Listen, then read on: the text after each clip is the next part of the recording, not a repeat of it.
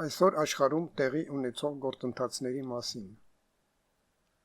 Հաշվի առնելով մեկնաբանություններում եղած խնդրանքի, այս հոլովակում կհայտնեմ իմ կարծիքը այսօր աշխարհում տեղի ունեցող գործընթացների մասին։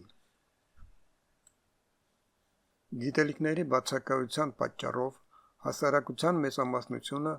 ոչինչ չի հասկանում աշխարհում ու հենց իրենց երկրում տեղի ունեցող իրադարձություններից։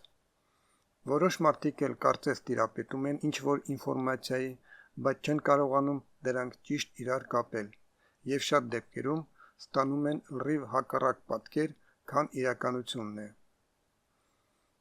Մարդկանց մոտ ստեղծում են կարծիք, իբր քաղաքականությունը վատ բան է, որպես է մարդիկ չուսումնասիրեն քաղաքականությունը եւ ղեկավարելի ու խոցելի լինեն այն մարդկանց ու ուժերի կողմից, ովքեր հասկանում են քաղաքականությունը եւ գիտեն, թե ինչպես են իրագործվում որոշ գործընթացներ,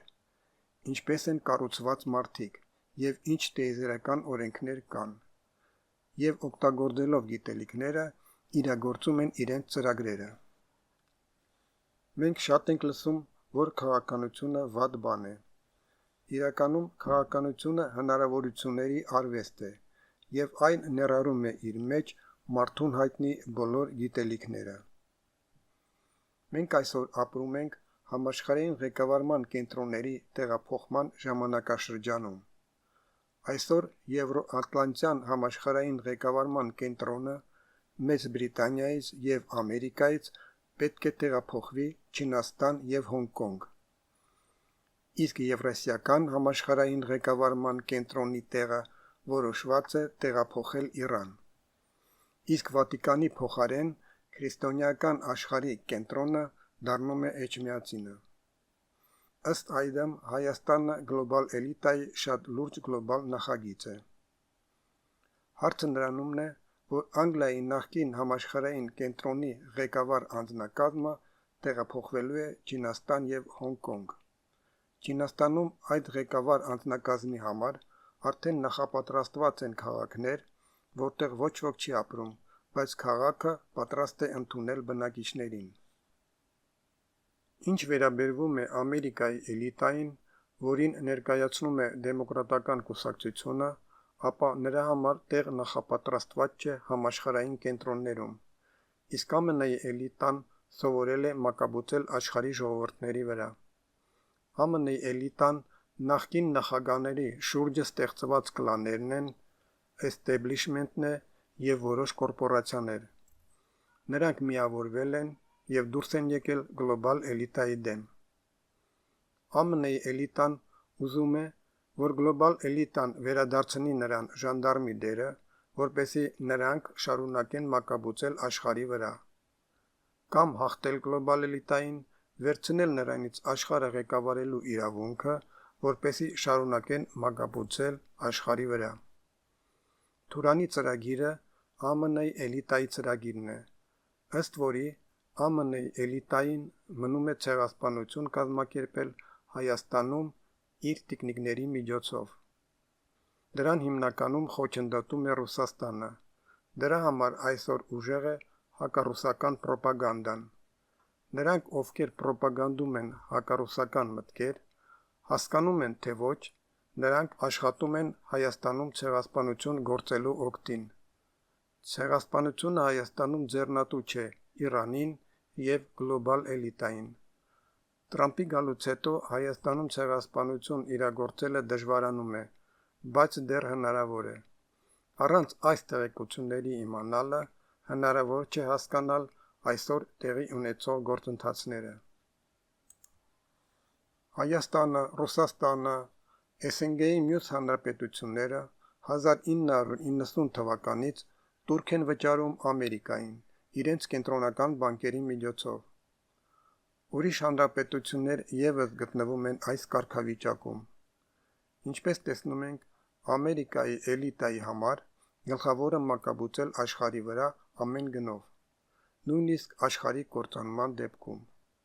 Դա հասկանալով գլոբալ էլիտան տիրապետելով ավելի խորը գիտելիքներ կամաց ախտում է Ամերիկայի էլիտային։ Գլոբալ էլիտան հասկանում է, որ երկիրը բոլորիս համար միակն է։ Դրա համար լինում են դեպքեր, երբ նա կարող է զիջումներ անել որոշ հարցերում։ Պետք է իմանալ, որ Տրամպը համագործակցում է գլոբալ էլիտայի հետ, նա այդ խմբից է։ Երբ ինչ-որ մեկը փորձում է քննարկել Տրամպի քայլերը, պետք է հաշվի առնի, որ Տրամպը գլոբալ էլիտայի դաշինքից է և իրագործում է նրա ծրագիրը։ Ինչ հանձնարարություն է դրված Տրամպի վրա։ Տրամպը պատկերավոր ասած հավաքում է և փակում է Ամերիկան որպես ժանդարմ։ Ինչ է դա նշանակում։ Այն ժամանակ, երբ Ամերիկան ժանդարմ էր, այդ դերը կատարելու համար Ամերիկայի էլիտային թույլատրվել էր ստեղծել գործիքակազմ։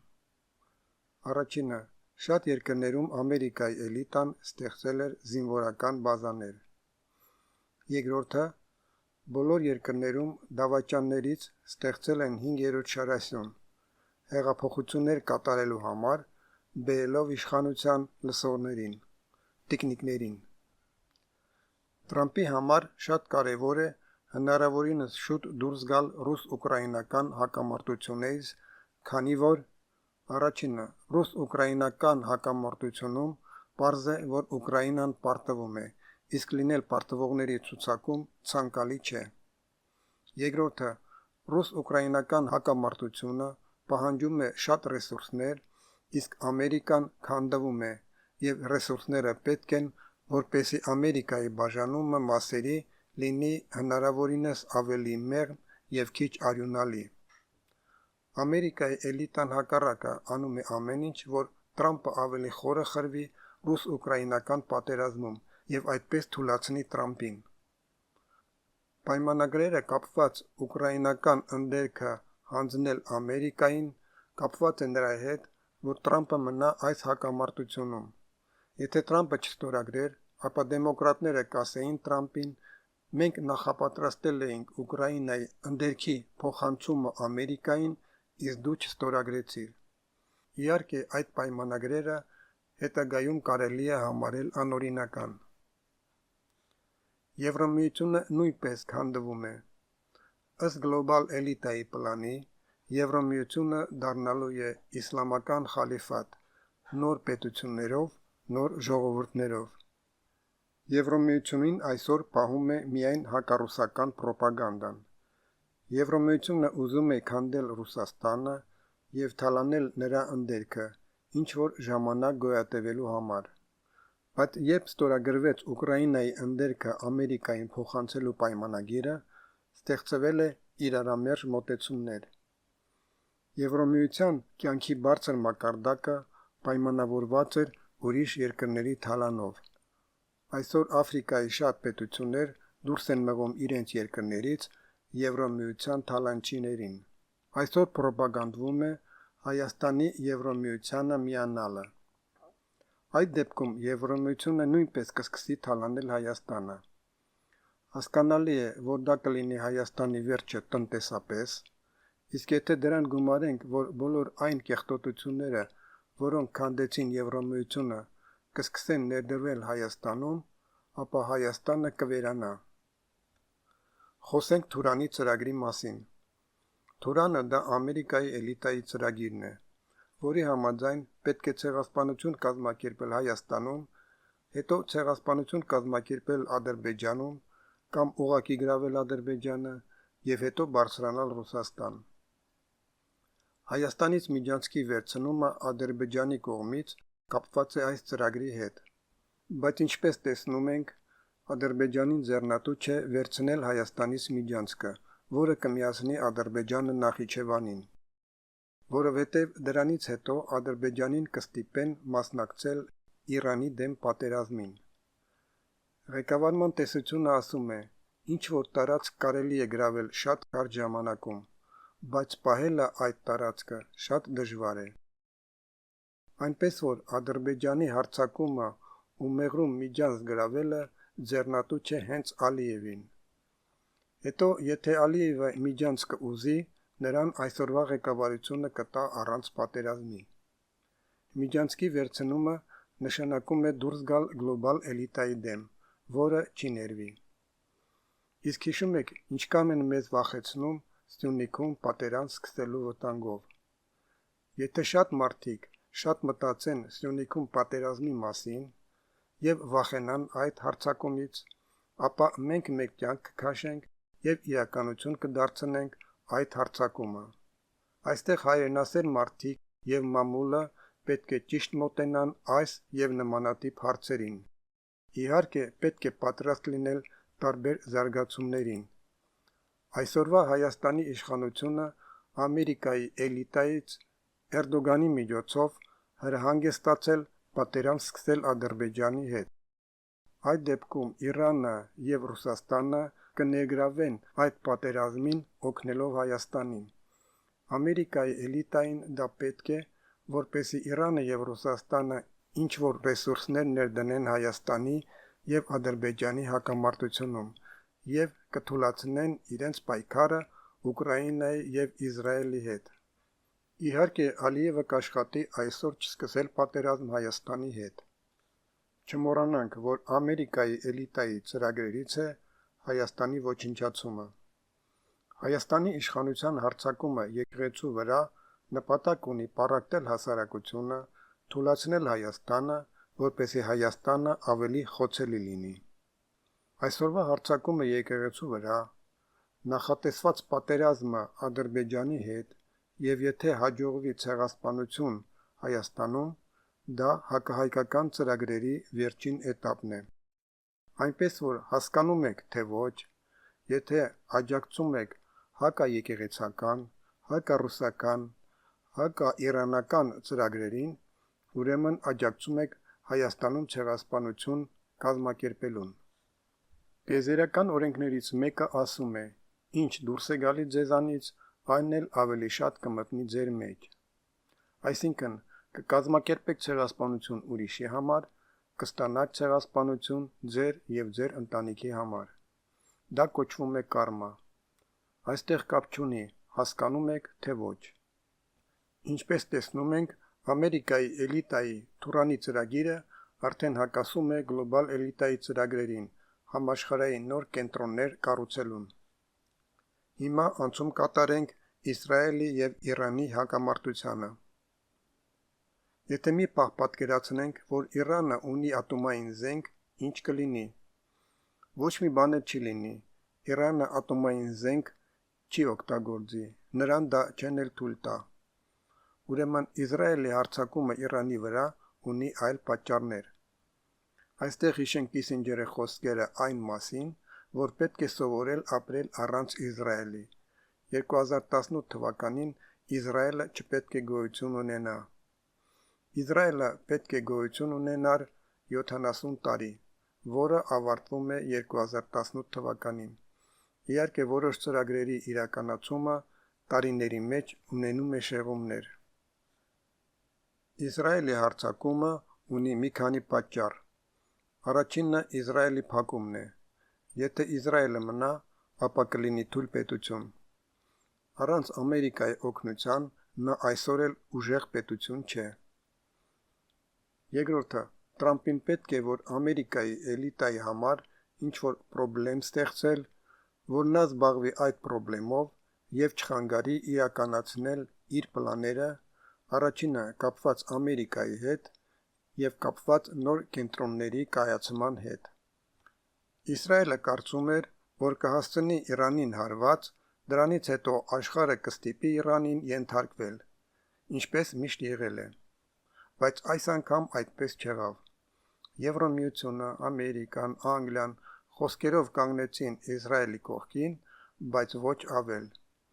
Իսրայելի ղեկավարը ասաց, որ նրանք մնացել են մենակ։ Ամերիկայի հարվածը Իրանի միջուկային օբյեկտների վրա նպատակ ուներ, որ հակամարտությունը չմարի։ Որ օբյեկտներին է հարվածում Իսրայելը եւ որ օբյեկտներին Իրանը։ Իսրայելը եւ Ամերիկան հարվածում են հիմնականում Իրանի ռազմական եւ միջուկային օբյեկտներին։ Իրանը հարվածում է Իսրայելի ռազմական օբյեկտներին եւ լույսի, ջրի եւ կոյուղի հետ կապված օբյեկտներին, այսինքն օբյեկտներին, որոնք քաղաքում ապրելու համար առաջնահերթ են։ Իսրայելի քաղաքներում կստեղծվի անտանելի պայմաններ ժողովրդի համար եւ նրանք կփախնեն Իսրայելից։ Այսպես կիրականանա Իսրայելը փակելու ծրագիրը։ Ինչպես տեսնում ենք, Իսրայելը ինքը սկսեց հակամարտությունը եւ ինքն էլ կտուժվի։ Իրանի վրա այս հարձակումը ունի ուրիշ պատճառ։ Հարցը նրանումն է, որ Իրանի այսօրվա նախագահան եւ ժողովրդի մի մասը պրոարևմտյան ուղղվածություն ունեն։ Իրանի նախագահին թվում է, որ նրան կհաջողվի լեզու գտնել արևմտյան ղեկավարների հետ։ Նա դեռ չի հասկացել, որ արևմուտքին Իրանը պետք է որպես միայն թալանի առարկա, ինչպես ցանկացած այլ երկիր։ Արևմուտքի մենտալիտետը այդպիսին է։ Այս հակամարտության շնորհիվ նախագահան պետք է փոխի իր